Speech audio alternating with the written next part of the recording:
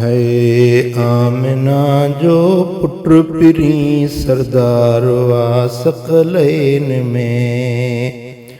सांडियो सैयद के हो जहीं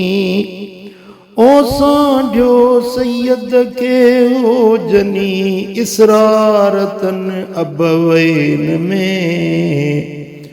आमिना जो पुत्र पिरी सरदार वा सकलैन में ऐलान नबूवत खां अगे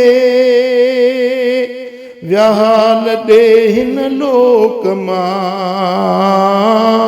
ऐलान नबूवत खां अगे व्याहाल ॾे हिन लोक मां जेरा करे जानिब बई जेरा करे जानिब बई आंदा आंदा ओ जेरा करे जानिब बई आंदा उनिया परलोक मां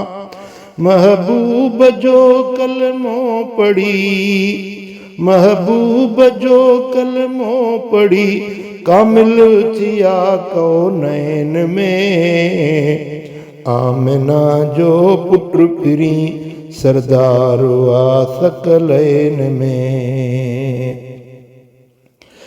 मर्तबे में माँ वाला बाबो भी आए बेमिसल है मर्तबे में माँ वाला बाबो भी आहे बेमिसल आमिना ऐं अब्दुल्ला मदनी तनी जो आ मिठल शरफ में तुड़ शान में काने कमी तरफ़ैन में आमिना जो पुत्र पिरी सरदार वा सकलैन में जाम जायो जे घड़ी नूर जा चमकार थिया अल्लाह जाम जाओ जे घड़ी नूर जा चमकार थिया सब खां अवल आमिना खे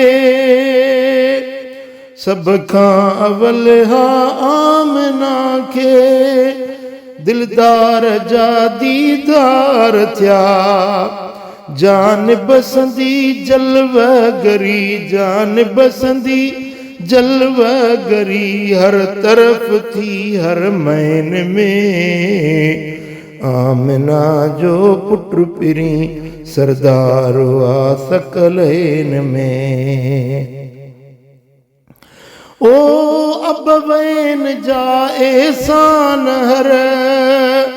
जिन्नो मलक इंसान ते अबवैन जा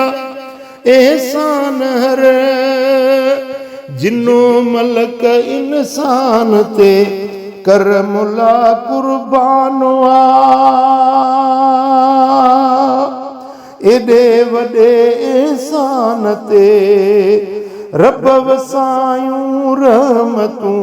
दर्जातनी दारैन में आमिना जो पुत्र पिरी सरदार वा सकलैन में सांडियो सैयद खे जनी सांडियो सैयद खे जनी इसरार उन अबवैन में आमिना जो पुत्र पिरी सरदार वा सकलैन में।